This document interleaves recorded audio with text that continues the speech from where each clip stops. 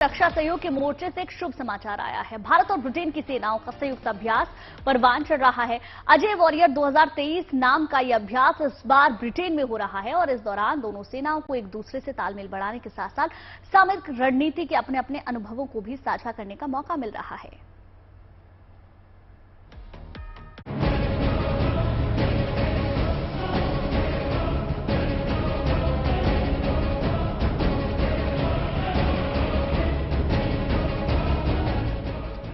इन योद्धाओं के इरादे फौलादी हैं।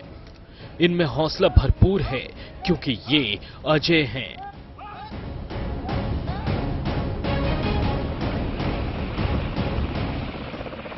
विमान से उतरकर पीठ पर अपने साजो सामान लेकर दौड़ लगा रहे ये जवान किसी मोर्चे की ओर नहीं बढ़ रहे, बल्कि उस फौजी अभ्यास में अपना दमखम दिखा रहे हैं जो इन दिनों ब्रिटेन के सैलिसबरी प्लेन्स ट्रेनिंग एरिया में चल रही है। ब्रिटेन की फौज के साथ मिलकर हिंदुस्तानी सेना के ये जवान अपने रण कौशल की शानदार नुमाइश कर रहे हैं। भारत और ब्रिटेन की सेनाएं इन दिनों अजय वॉरियर संयुक्त सैन्य अभ्यास में भाग ले रही है। यह सैन्य अभ्यास 27 अप्रैल को शुरू हुआ और 11 मई तक चलेगा। अजय वॉरियर संयुक्त सैन्य अभ्यास का यह 7वां संस्करण है। भारत और ब्रिटेन के बीच सैन्य संबंधों को मजबूत करने के प्रयासों के तहत इस बार ब्रिटेन में इस अभ्यास का आयोजन किया गया है। यह सैन्य अभ्यास आमतौर पर 2 साल में एक बार होता है और एक बार ब्रिटेन में तो दूसरी बार भारत में आयोजित होता है। इससे पहले 2021 में उत्तराखंड के चौबटिया में इस फौजी अभ्यास में दोनों देशों की थल सेनाओं ने हिस्सा लिया था, जबकि उसके पहले ब्रिटेन के सैलिसबरी में ही यह अभ्यास किया गया। वहीं भारत के बीकानेर में रेगिस्तानी रण क्षेत्र में भी इस अभ्यास का आयोजन हो चुका है। अजय वॉरियर अभ्यास का मकसद भारत और ब्रिटेन के बीच रक्षा संबंधों को मजबूत करना है। साथ ही दोनों सेनाओं के लिए इसका उद्देश्य एक दूसरे से रणनीति और युद्ध के गुर सीखना भी है। यह अभ्यास 2 अलग अलग रूपों में होता है। इसमें बटालियन स्तर पर एक कमांड पोस्ट अभ्यास होता है और कंपनी स्तर पर फील्ड ट्रेनिंग अभ्यास होता है। इस दौरान दोनों सेनाओं के जवान अभ्यास के लिए खास तौर से तैयार किए गए युद्ध के हालात में रण कौशल को परखते हैं, अपनी सामरिक क्षमताओं को प्रदर्शित करते हैं और एक दूसरे के अनुभवों से सीखते हैं और खामियों को सुधारने का प्रयास भी करते हैं। अजय वॉरियर अभ्यास को इस तरीके से डिजाइन किया गया है कि दोनों सेनाओं के जंग के हालात के अलावा एंटी टेररिस्ट ऑपरेशन को भी अंजाम देने में एक दूसरे के अनुभव का फायदा मिले। अजय वॉरियर अभ्यास में इस बार ब्रिटेन की 2nd रॉयल गोरखा राइफल्स के सैनिक और भारतीय सेना की बिहार रेजिमेंट के जवान भाग ले रहे हैं। खास बात यह है कि इस बार भारतीय फौजी टुकड़ी इस अभ्यास में स्वदेशी हथियारों और उपकरणों का इस्तेमाल कर रही है। इसके जरिए एक और रक्षा क्षेत्र में विकसित भारत की आत्मनिर्भरता की क्षमताओं का पता चल रहा है, तो साथ ही साथ ब्रिटेन की सेना के साथ तालमेल और दोस्ती को बढ़ावा देने का यह शानदार मौका है। ब्रिटेन में चल रहे थल सेनाओं के अभ्यास से ठीक पहले भारतीय नौसेना और ब्रिटेन की रॉयल नेवी के बीच सालाना अभ्यास कोंकण 2023 अरब सागर में हुआ। यह संयुक्त युद्ध अभ्यास कोंकण तट पर 20 से 22 मार्च 2023 तक हुआ था। इनमें गाइडेड मिसाइल और लैंस युद्धपोत INS त्रिशूल और टाइप 23 गाइडेड मिसाइल वाली युद्धपोत HMS लैंकेस्टर ने भी हिस्सा लिया। यह भी बता दें कि हाल के दिनों में एशिया ही नहीं बल्कि पूरे यूरोप में अमेरिका और ऑस्ट्रेलिया तक तमाम देशों के साथ भारत के युद्ध अभ्यास बढ़े हैं। चाहे जमीन हो या आसमान हो या समंदर में, ऐसे अभ्यासों की अहमियत इसलिए भी बढ़ जाती है क्योंकि न ब्रिटेन बल्कि अमेरिका, फ्रांस, जापान, ऑस्ट्रेलिया और रूस समेत तमाम देश रक्षा क्षेत्र में भारत की धमक को महसूस करते हैं और सामरिक साझेदारी बढ़ाना चाहते हैं। Bureau report, good news today. Operation Kaveri से जुड़ी गुड न्यूज है। हिंसाग्रस्त सूडान से अपने नागरिकों को वापस लाने के लिए भारत के अभियान ऑपरेशन कावेरी के तहत आज 186 भारतीय स्वदेश लौटे। रविवार को इस अभियान के तहत 229 भारतीय बेंगलुरु पहुंचे थे, जबकि इसके एक दिन पहले 365 भारतीय नागरिक दिल्ली आए। वहीं इस अभियान के तहत शुक्रवार को 2 जत्थों में 754 नागरिक भारत लौटे थे। आधिकारिक आंकड़ों की माने तो अब तक ऑपरेशन कावेरी के तहत भारत लौटने वाले भारतीयों की संख्या 2140 हो गई है। हिंसाग्रस्त सूडान से सुरक्षित वापस लौटने की खुशी इनके चेहरे पर साफ झलक रही थी। मई महीने में भी ठंड का एहसास हो रहा है। दिल्ली और आसपास ही नहीं बल्कि उत्तरी, पश्चिमी, पूर्वी और मध्य के साथ साथ दक्षिण भारत में भी आंधी और बारिश से मौसम खुशनुमा बना है। दिल्ली वालों के लिए ये गुड न्यूज है, क्योंकि अभी गर्मी की तपश से कुछ राहत तो है ही, बारिश के चलते हवा भी साफ हो गई है, प्रदूषण भी घटा है। मौसम विभाग की माने तो मौसम का हाल अगले कुछ दिनों तक ऐसे ही रहने वाला है।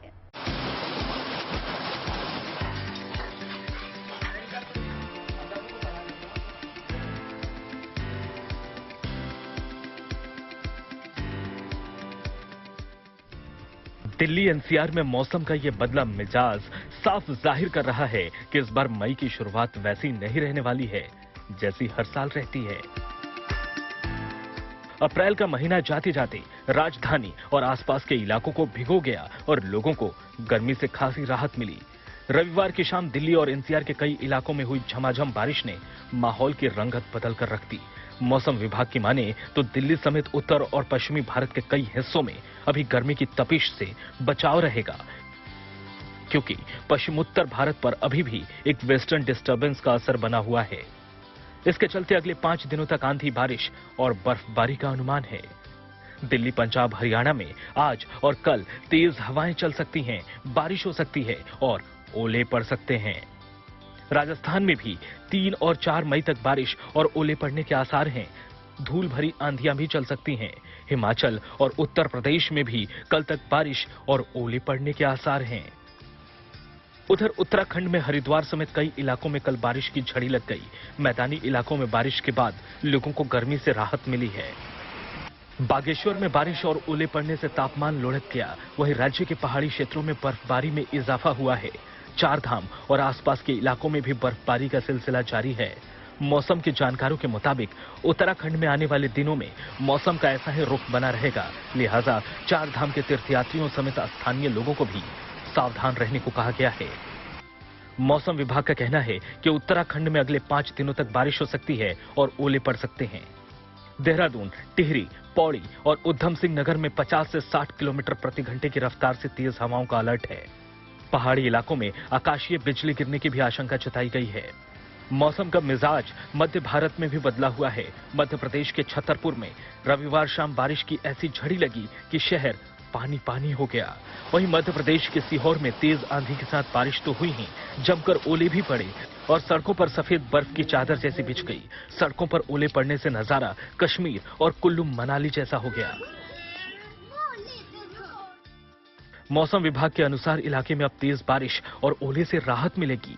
हालांकि हल्की बारिश और मध्य घने बादलों का दौर 5 मई तक जारी रहेगा। मौसम विभाग के अनुसार छत्तीसगढ़ और विदर्भ में अभी भारी बारिश के आसार हैं। पश्चिमी भारत में गरज के साथ हल्की से मध्यम बारिश का दौर अभी जारी रहेगा। वहीं पूर्वोत्तर में भी 4 से 5 दिन तक जोरदार बारिश के आसार हैं। कुल मिलाकर गर्मी में तपाने वाली मई महीने की शुरुआत तो बारिश के चलते सुहावनी हो रही है। अब देखना होगा कि आने वाले वक्त में मौसम कितना मेहरबान रहता है। सीहोर से नावेद जाफरी के साथ bureau report, good news today.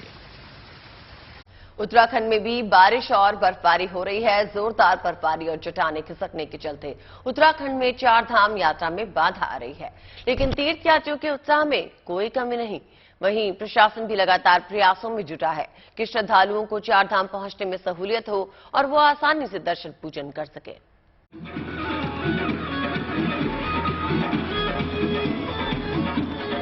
मस्ती में झूमते नाचते गाते ये तीर्थयात्री भगवान बद्री विशाल के दर्शन के लिए निकले हैं। रास्ते में बाधा आई, सफर कुछ वक्त के लिए थम गया, पर इनका उत्साह बरकरार है।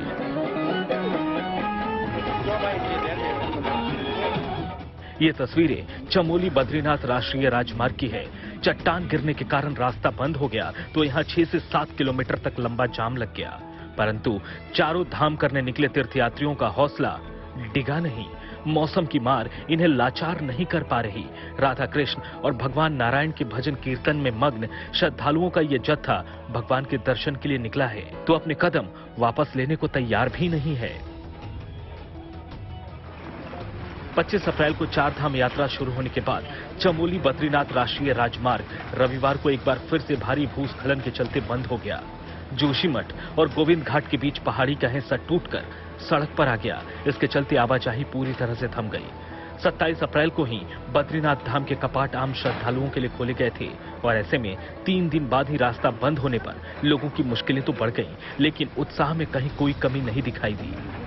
जगह जगह महिलाओं के जत्थे भजन कीर्तन में मग्न रास्ता खुलने का इंतजार करते नजर आए।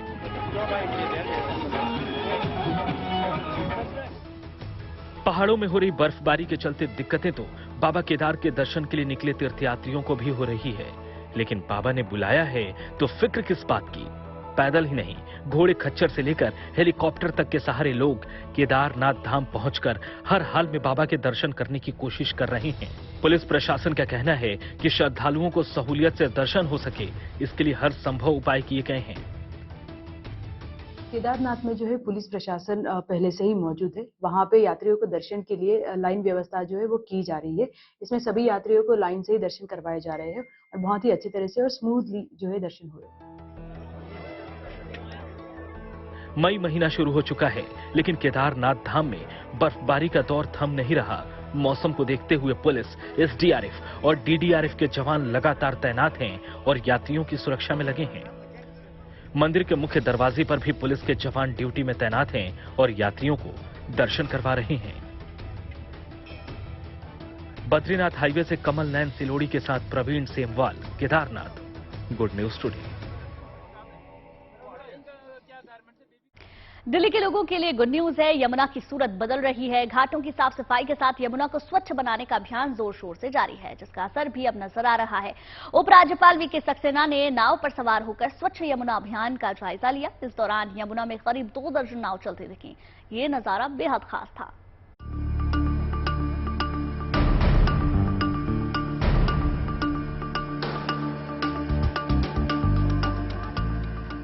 दिल्ली के लोगों को खुश करने वाली तस्वीरें। यमुना में उतरी करीब 2 दर्जन नावें।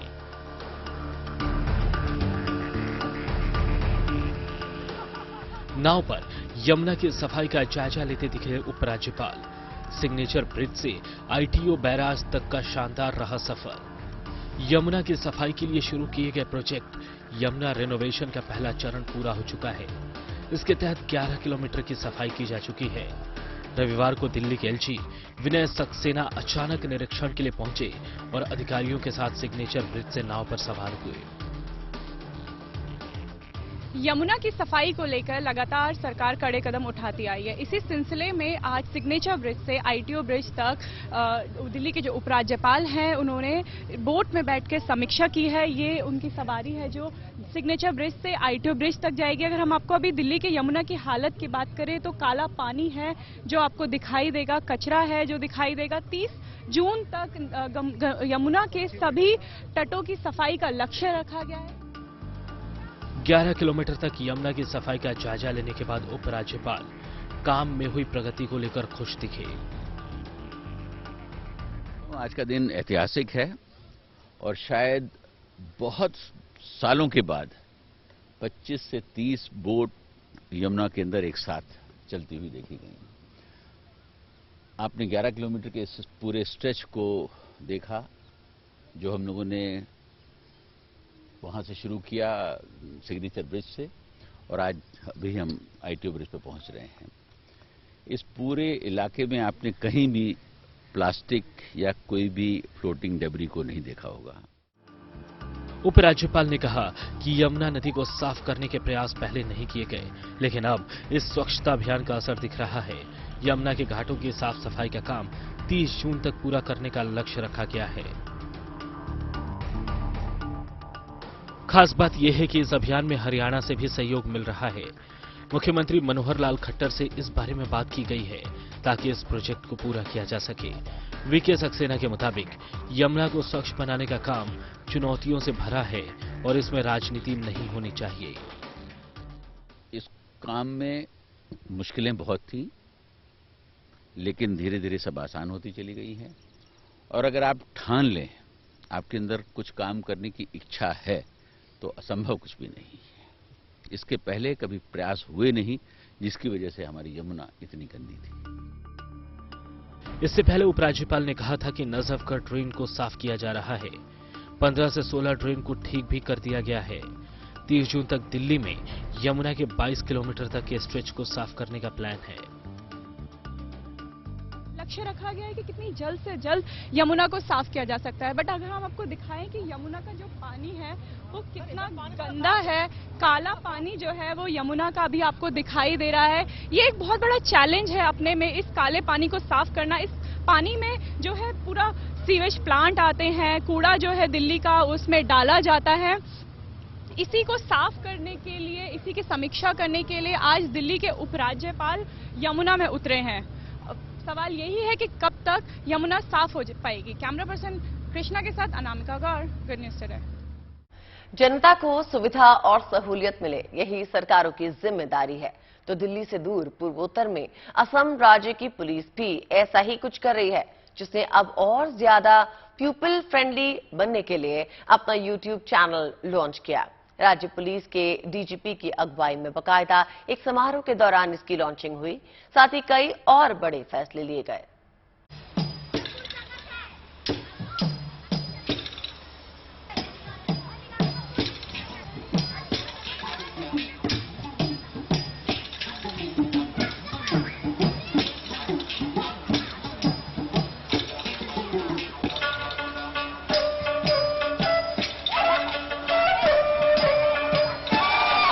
पारंपरिक अंदाज में लोग धुन से समा बांधते अपना हुनर दिखाते।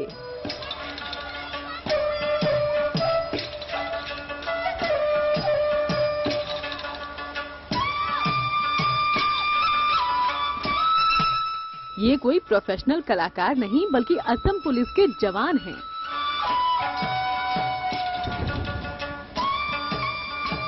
जिनकी सुर लहरियां हॉल में मौजूद सभी का ध्यान अपनी तरफ खींच रही हैं। वैसे इन्होंने ये हुनर सिर्फ इसी मौके के लिए नहीं दिखाया, बल्कि अब आगे भी दिखाते रहेंगे, क्योंकि ये अब असम पुलिस का ऑफिशियल बैंड होगा, जो इस तरह के परफॉर्मेंस के लिए अपनी अलग पहचान रखेगा। वैसे इस परफॉर्मेंस की वजह थी वो खास मौका जहां असम पुलिस ने कुछ इसी अंदाज में अपना ऑफिशियल यूट्यूब चैनल लॉन्च किया।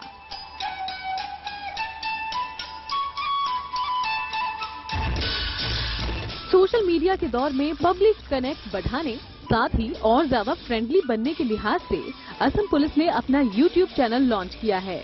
इस कार्यक्रम में खुद असम पुलिस की संख्या बल और उसकी बहादुरी को दिखाता वीडियो भी इस मौके पर खास तौर से पेश किया गया।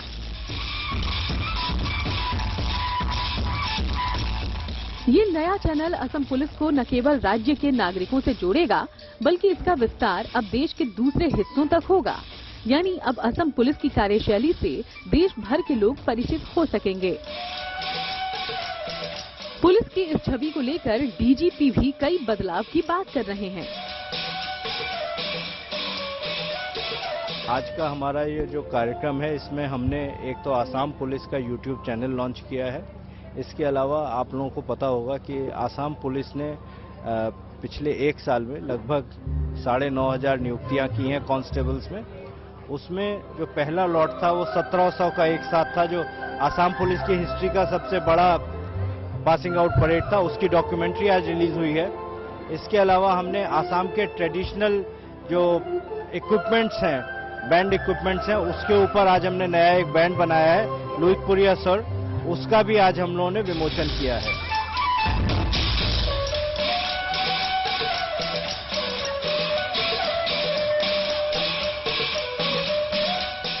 डीजीपी का कहना है कि असम पुलिस पहले से ही social media site, Facebook, Twitter और दूसरे प्लेटफॉर्म पर पॉपुलर है। नया यूट्यूब चैनल इसमें इजाफा करेगा। यहाँ Assam police wife welfare association की तरफ से भी सांस्कृतिक कार्यक्रम पेश किए गए। Bureau report, good news today.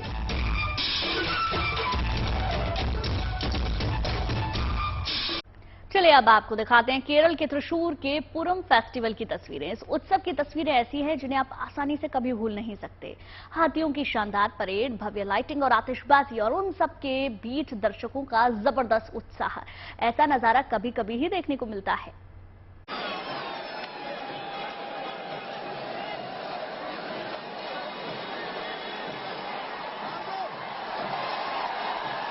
Bharat में त्योहार कितने भव्य होते हैं। संस्कृति और परंपरा की छटा कितनी शानदार होती है, ये नजारा यही बयां कर रहा है।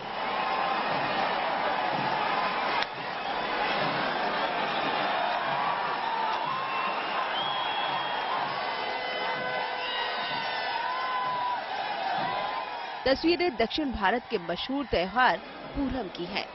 केरल का सबसे बड़ा उत्सव त्रिशूर पूरम हर साल त्रिशूर के वडक्कुनाथन मंदिर में धूमधाम और पूरे उत्साह के साथ मनाया जाता है।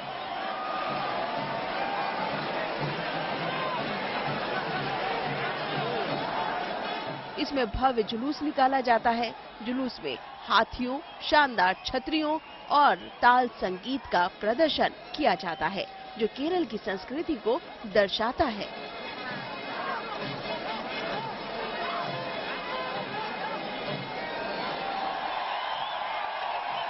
हाथियों की पीठ पर रंगारंग छतरियों का प्रदर्शन त्योहार का मुख्य आकर्षण होता है। इसके लिए विशेष प्रतियोगिता का आयोजन किया जाता है। प्रतियोगिता जीतने के लिए अलग अलग मंदिर के लोग अपने अपने हाथियों को मोरपंख, छतरियों और आभूषण से सजाते हैं। रात में इनकी लाइटिंग देखते ही बनती है।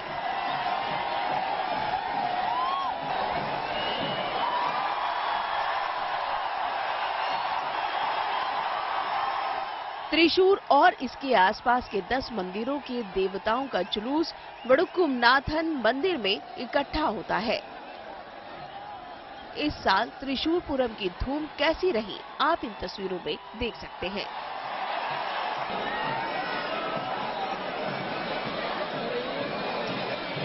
पूरम के तहत इझुन्नालिप्पू और कुदामट्टम में होने वाला शो बड़े धूमधाम और भव्य तरीके से संपन्न हुआ। इस उत्सव में हिस्सा लेने के लिए हजारों की संख्या में लोग इकट्ठा हुए।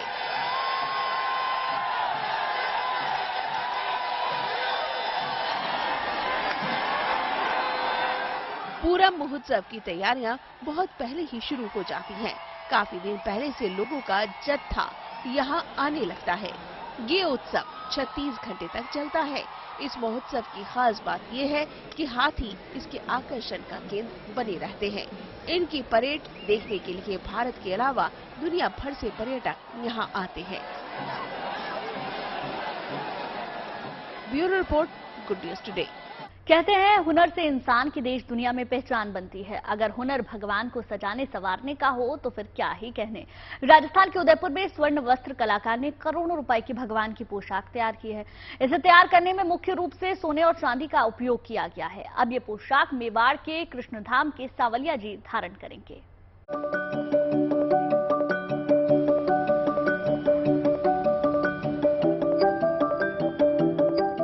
ये पोशाक खास है। इसे सोने और चांदी से बनाया गया है। इस पोशाक को धारण करेंगे मेवाड़ के सावलिया जी, जो यहाँ कृष्णधाम में विराजते हैं।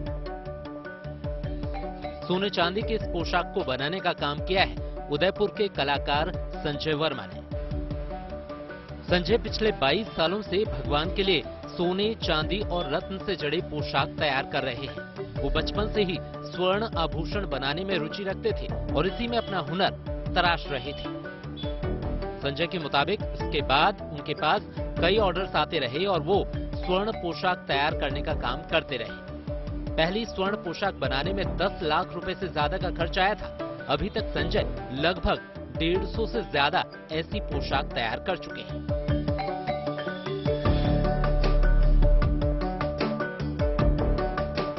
इसको बनाने में लगभग 4 किलो चांदी लगी है और पूरा कलाकारी का काम हुआ है इसमें। अमेरिकन डायमंड वगैरह और मीनाकारी और बारीक काम करके इसको पूरी पोशाक को बनाई है। इसकी चौड़ाई लगभग 32 इंची है, ऊंचाई 25 इंची है और इसके अंदर भगवान का बागा, ढाल, तलवार, कुंडल, मुकुट, पीछे का आभा मंडल चक्र, ऊपर का मोर पंख और कवच, छाती का कवच, ये पूरा मिलके पूरा श्रृंगार तैयार किया गया है। इसको बनाने में बहुत ही समय लगा, लेकिन एक अद्भुत अद्भुत पूरी भगवान की पोशाक तैयार हुई है। खास बात यह है कि संजय जिस भगवान के लिए पोशाक बनाते हैं वो पहले उनके बारे में मनन करते हैं और उसके बाद काम शुरू करते हैं। पोशाक तैयार करने में जितनी सोने और चांदी की जरूरत होती है उसके अनुरूप उसे लेकर हाथ से कार्य कर पोशाक को तैयार करते हैं। उसके बाद उसमें डायमंड कटिंग और फिनिशिंग का काम किया जाता है। उन्हें देश भर के कई मंदिरों से सोने की पोशाक बनाने के ऑर्डर मिलते हैं। वो देश के कई मंदिरों में सोने, चांदी और कीमती रत्नों से बनाई गई पोशाक भगवान को धारण करा चुके हैं। अब मेवाड़ में कृष्ण धाम के सावलिया जी उनकी पोशाक धारण करेंगे। Bureau report, good news today. संगीत की दुनिया में इन दिनों एक सुखद बदलाव की आहट मिल रही है। लड़कियां स्थापित सोच को तोड़ते हुए उन वाद्य यंत्रों को बजाने के लिए आगे आ रही हैं जिन पर अभी तक पुरुषों का वर्चस्व ही समझा जाता था। आपको मिलवाते हैं लखनऊ की उन 3 बेटियों से जिन्होंने अपने हुनर और लगन से सबको हैरान किया।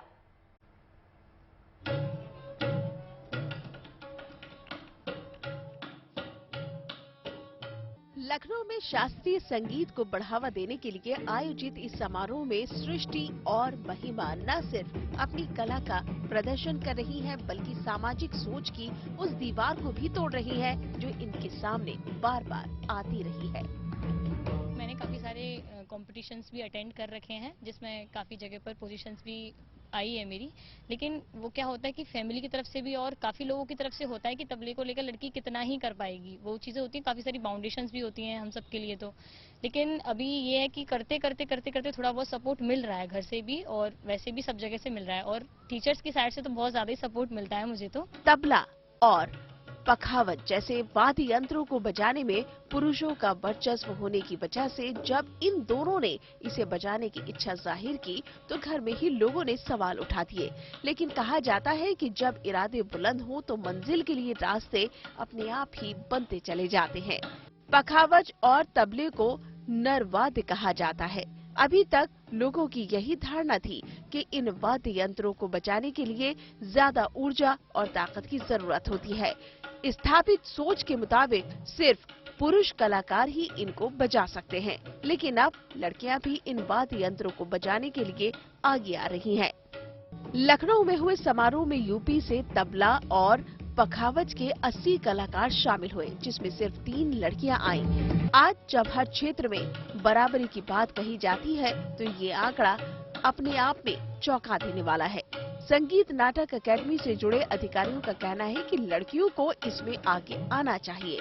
अकेडमी उनको मंच देने के लिए तैयार है। किस तरह से सशक्तिकरण महिलाओं का, लड़कियों का हो रहा है, किस तरह से लड़कियां आगे बढ़ रही हैं और उस सोच को, स्थापित सोच को तोड़ रही हैं जो पहले कहा जाता था, सुना जाता था, यानी नरवाद्य जिनको कहा जाता है, पखावज या तबला, उनको बजा रही हैं लड़कियां और उसमें भी लड़कों को टक्कर दे रही हैं, आगे आ रही हैं। तो संगीत बिल्कुल एक सुरीला माध्यम है जिसको सुनते ही चेहरे पर मुस्कान आ जाती है, मन में शांति मिलती है, लेकिन उसमें किस तरह से अपनी ताकत या शक्ति का प्रदर्शन कर रही हैं और सशक्त बन रही हैं लड़कियां, ये हम देख रहे हैं। वीडियो जर्नलिस्ट संदीप दुबे के साथ शिल्पी सेन, लखनऊ।